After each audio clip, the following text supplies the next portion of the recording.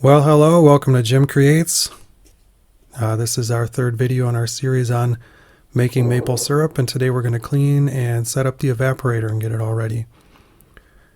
This is a Smoky Lake evaporator. I got it from Smoky Lake Maple Equipment in Wisconsin, and it is a Dauntless model. The pan is 20 inches by 40 inches, and it has an evaporation rate of about 12 to 14 gallons of evaporation per hour. And we always start by putting it outside, leveling it, and we put our pan on. You can see there was the sight glass that I had put on the side so that when this thing is boiling hard, I can make sure that it has about 2 inches of sap in it at all times. We start by pouring in some 5% vinegar, and I'm just going to let that soak for a minute. Toss in a rag and start scrubbing. The vinegar is great on the stainless steel. It makes it very shiny, cleans it up, sterilizes it just a little bit. Well, not sterilizes, sanitizes it a little bit, and gets things ready. You can see all that dirt in there is just from the pan sitting upside down on top of the evaporator in our shed over the summer. It's just dust, cobwebs, whatever might else be in there. And it's a good practice to just clean it out, rinse it out, and get it ready for the year.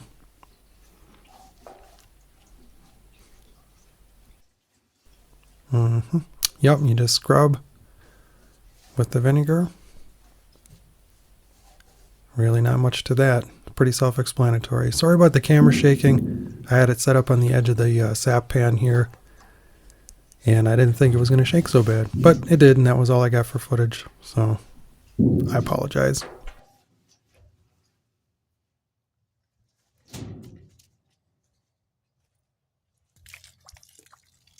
Once you have your pan clean, I like to just rinse it out. You can see there's quite a bit of debris in the bottom.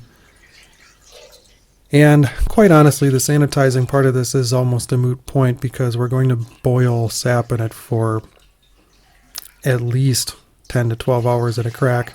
So that's a very long time for it to be on the heat. It's not going to have much in the way of any sort of bacteria, germs, viruses, whatever inside of it by the time we're done.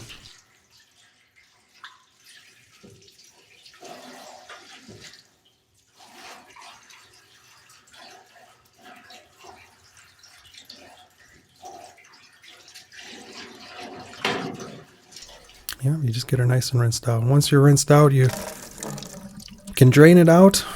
I think this is the third or fourth drain actually, so there really wasn't much to come back out of there. But as you can see, once you have it clean, it's really quite clean. These pans from Smoky Lake are very high quality.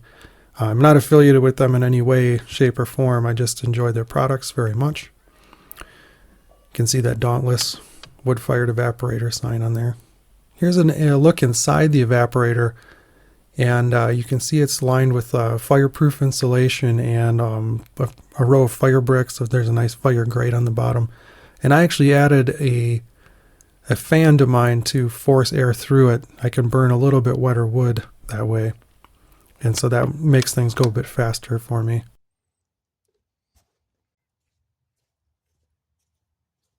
Part of the setup here, we're going to have to put on the exhaust stack. And to do that, you just grab your exhaust stack, naturally, walk it out to wherever your evaporator is, and you'll see on the back end of the evaporator there was that hole that I showed you from the beginning. This just slides in there, and then we have to screw it into place.